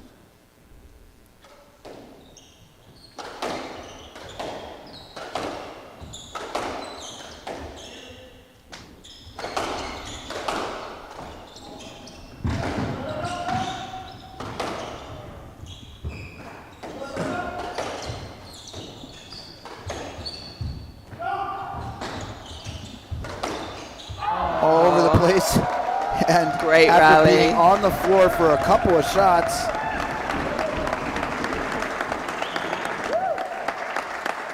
Monik and Chris stay alive. They fought off 2 match balls now. Side 7 out, to go. 7-14. 7 to go. It's a long way. 8, really. Yeah. Yeah.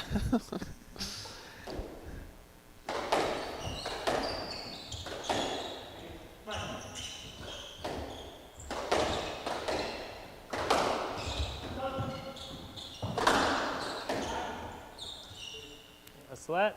I think one of the greatest 7-14. comebacks in the SDA of all time happened here one year, didn't it? Was it Preston Quick and Matt Jensen? Came back from way, way, way down. I don't remember what it was. There it is, folks. Okay, well, I'm going out to do the award ceremony. I believe, Susie, you're going to be joining me on court, so we will be leaving you unattended here, but you'll see us on the court. Thank you, everybody.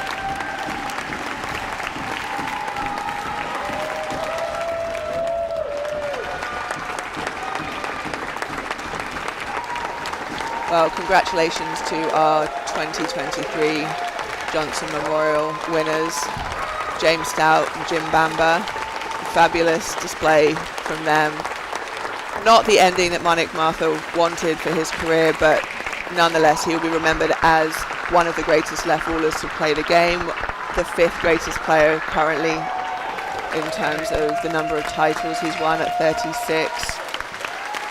And our first South Asian world #1. He brought so much to this game in terms of the way that he's played it, the manner in which he's conducted himself, and just the friends he's made all over the country over the course of his career, myself included. So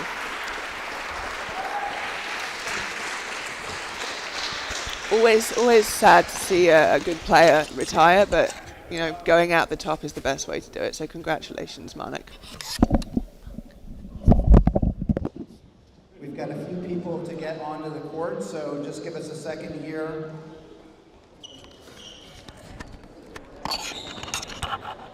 Sorry, congratulations. Thanks, Paul. Played really well. Congratulations. 3 years running with 3 different partners. It's very impressive.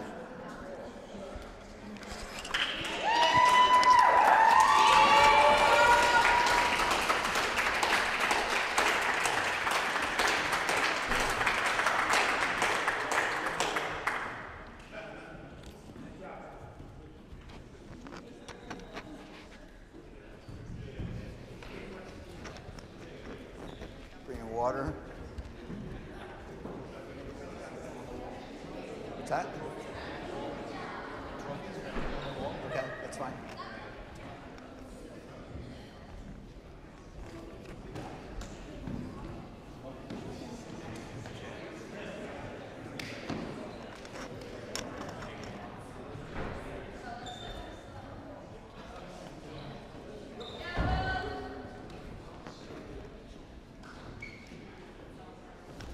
All right, could I ask the non-players to come and stand here in the center of the court, please? Christian, you too.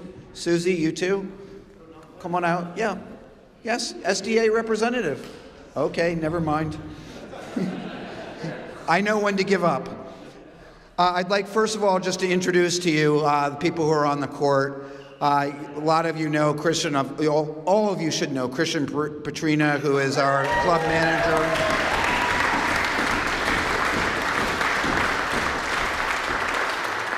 Justin Lundstrom, who is the head of adult squash here at the casino.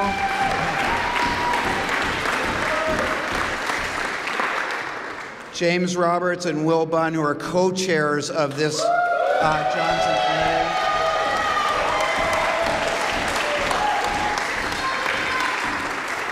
And Daniel Watts, who is president of the Heights Casino.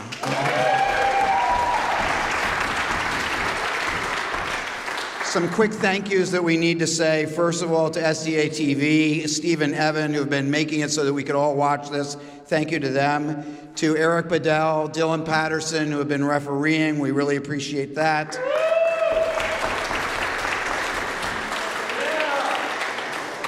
Susie Pierpont, who's hiding out here, who's the SDA representative, has also been my co-commentator. Rob Dinnerman, who was here somewhere but was doing the commentary with me, thank you for that. And also, we just want to thank some casino people, Jason Pierre, the maintenance director, and his team for doing an amazing job. John Donnelly, the executive chef. Bronte Cook on communications.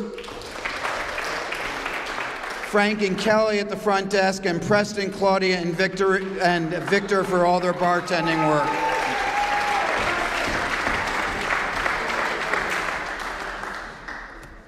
Now with that, I'd like to invite Justin Lundstrom to come up here and say a few words. I'm going to hold the mic because I'm holding two mics, if you don't mind. No, thanks a lot, Will. I appreciate that. I always need a hand. I'm going to keep it brief. I want to come up to say a special thank you for the great work of the Johnson Committee. On behalf of the Adult Squash Committee, I want to thank the committee and particularly the co-chairs. I think it's been one of the best Johnsons we've ever had. Tons of electricity and energy, and it got me to dance with Preston last night. So, but hats off to Will and James and the committee. Thank you, Justin Lundstrom.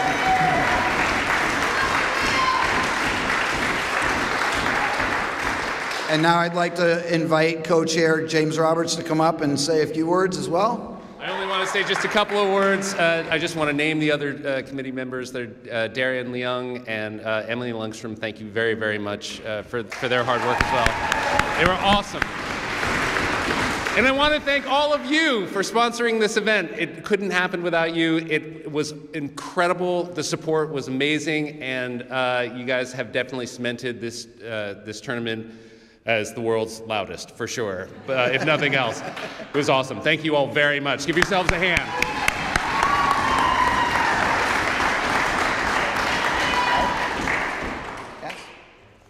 Well, we have a unique situation where one of our champions is also the tournament director. I'm going to talk to him now as tournament director and wait for a moment where we'll talk to him as tournament champion.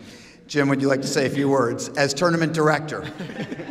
We've done weeks and weeks of preparation for this, and James Roberts joined us for the first time this year. We spent hours and hours, setting things up with, seating plan and everything. The amount of work that went in with the booklet and the write-up. So, Will Bunn and James, thank you so much. Thank you.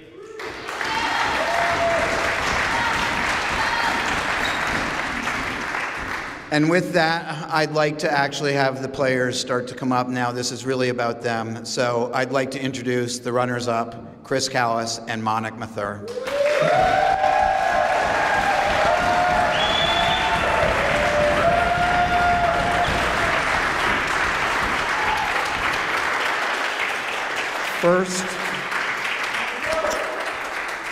First, Justin, let's award them their victories of champagne here.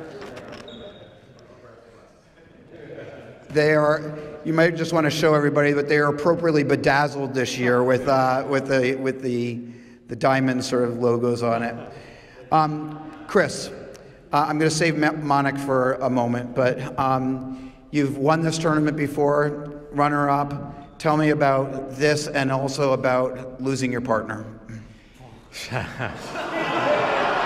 So tough. No, there we go. We got to just say it. You're not dead, but you're going away. He'll still be around. He'll still be training me next season.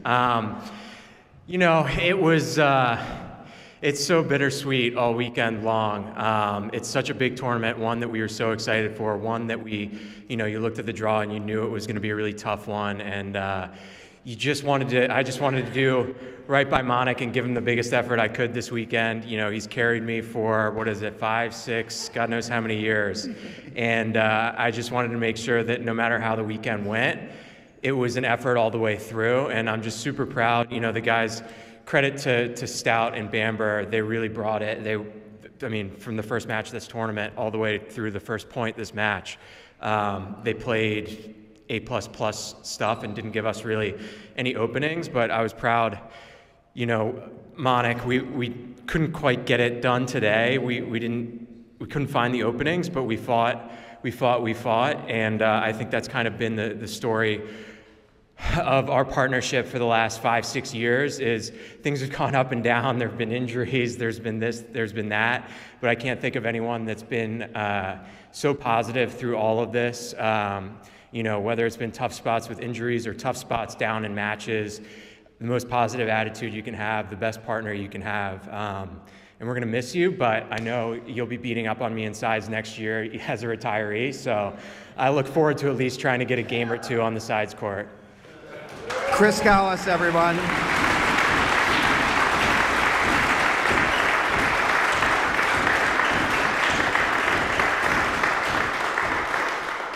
Monik, it's strange to talk about legacy, but you have legacy in a whole bunch of different ways. You're going to go down as certainly one of the best all-time left wall players. But something that doesn't come up a lot because of who you are, but it's really impressive. You're the first Indian and the first South Asian ever to be #1 ranked in doubles. And I'm wondering how much that adds to your overall legacy for you. Wow.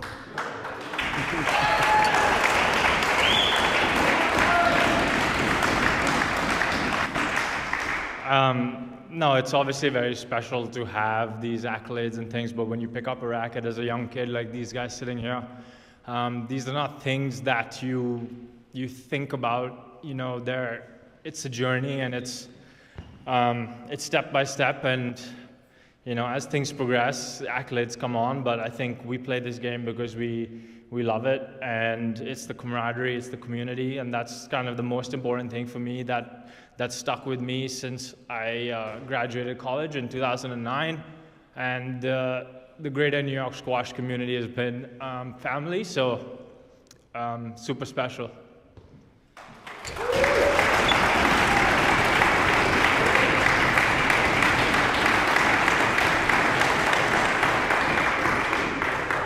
I can see the emotions starting to hit, but I also want to mention that your mother is here. She's come.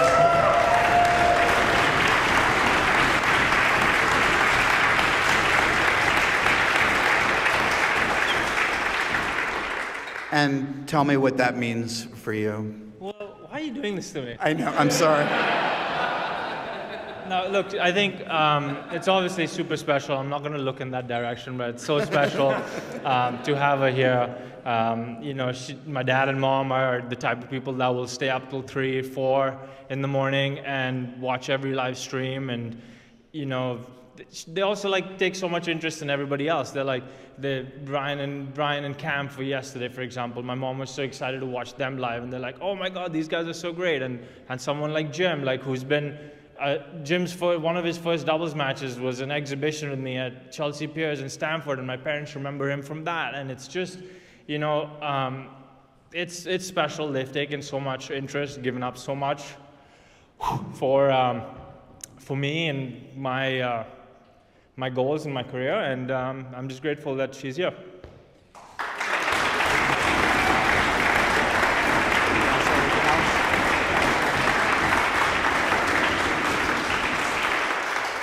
And I want to just give you the opportunity, the floor is yours, one more time here. Anything else you want to say? I think there's two things I want to say. I want to give a big congrats to Bamber. It's not easy to run an event. It's not easy to be a 27-year-old head squash professional and to play the level of squash and take over and start his own legacy, and to watch it firsthand is something really special. And I do cherish a very sweet moment of ours when we played that exhibition. And those exhibitions, as you now know, are all about fun. And the first thing you came over to me and you and I played together, and you're like, "So what's our strategy going to be in this fun little exhibition?" And that's just always stuck with me. And I have so much respect for you, and I'm very proud of what you've accomplished so far, and I'm excited to see what you do here and the rest of your career.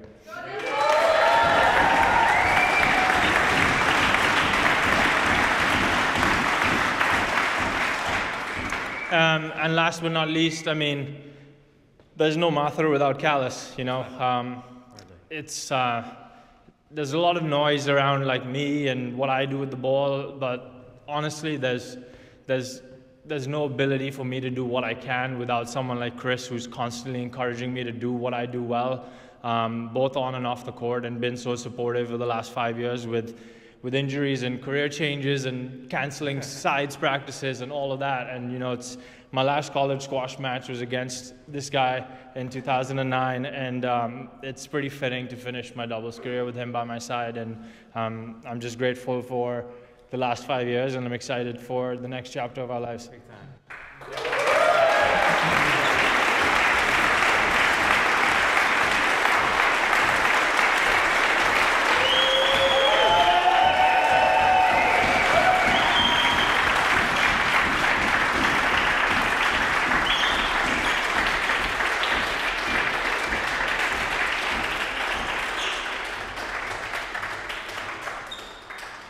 And now I'd like to welcome up into the center of the court our champions, James Stout and James Bamber.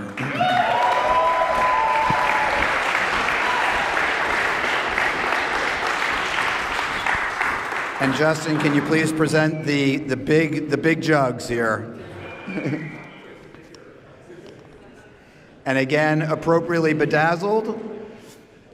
Why don't we start with Stout first, and then we'll go to Bamber. So you've done something amazing. We've been talking about Manak as well we should because he's retiring, but this is, I believe, the first time that somebody has won this tournament 3 times in a row with 3 different partners.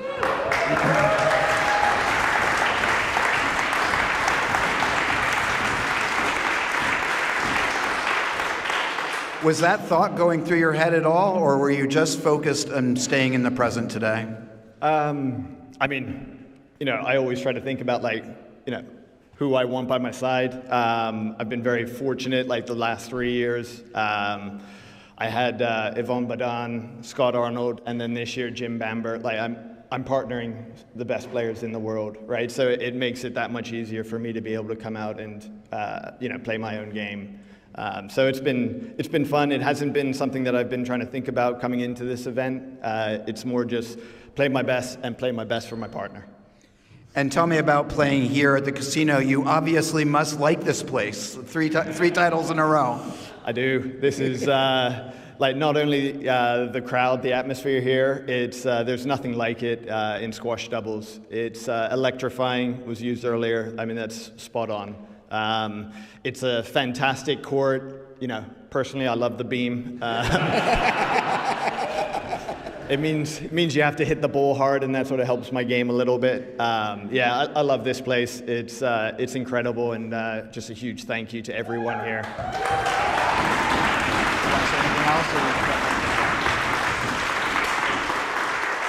And now I'd love you to give the opportunity just to say whatever you'd like. So just 2 quick things. On behalf of all the players, Manak has done stuff with squash doubles, in squash doubles, that no one else has done. He's changed the game. He's changed the way that people approach the game, from off-court training to the physical capabilities on the court. It's elevated everyone. And I'd just like to say, on behalf of everyone, thank you so much for taking this game to the next level.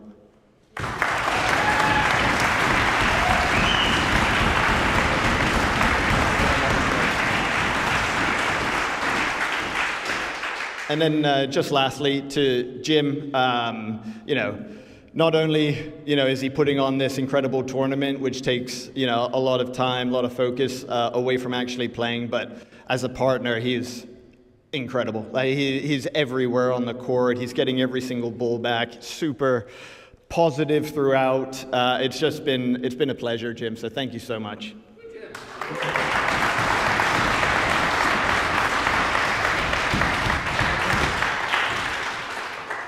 Well, James, first of all, you're a tournament director. You're running a tournament, and people have said it, but you're running a tournament, and people are calling your name 5 minutes before you're going on court with some request, and then you have to somehow compartmentalize and play the type of squash you did. So first of all, from all of us, I think we just want to say congratulations.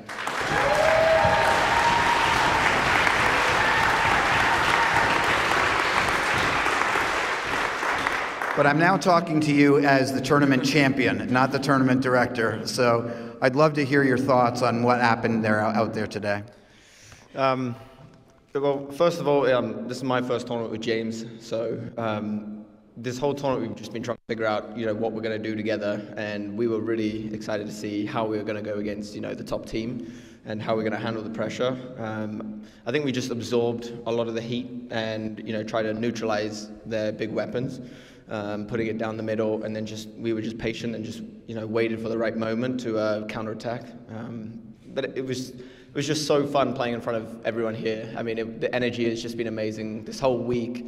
You know, I think a lot of you look forward to this week, but this is, you know, so special to me. So thank you everyone for, you know, supporting so much.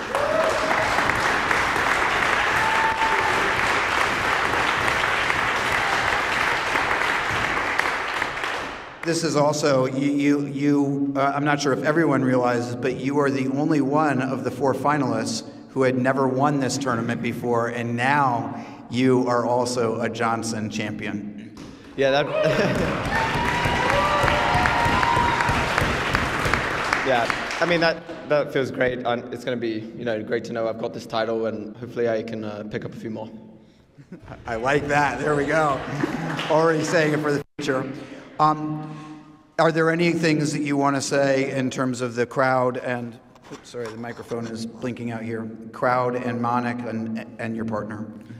Yeah, I mean, you know, this energy, like I said, there is no other tournament that even comes close to what you guys, you know, bring for us. I think everyone is also so excited to see, you know, Manik's, you know, match here. It's, you know, he has such a presence when you play against him. You know, the amount of times he's killed me 3-love over the years, and you know, all the, you know, the lessons I've learned, you know, playing against him, and it's always just an absolute war out there. So, you know, it's a real honor playing you and to have experienced this. So, thank you.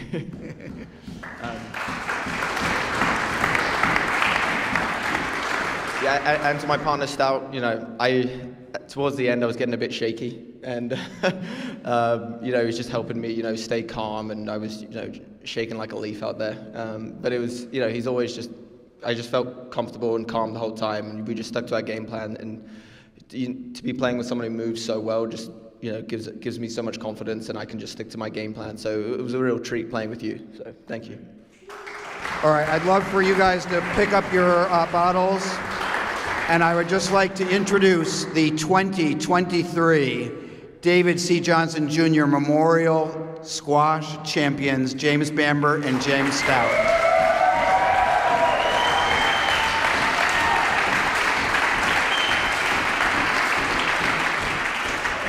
And with that, the tournament is over. Thank you all so much. Thank you for being here. Thank you for being an amazing audience. We'll see you in 1 year. Thank you very much. Good night, everybody.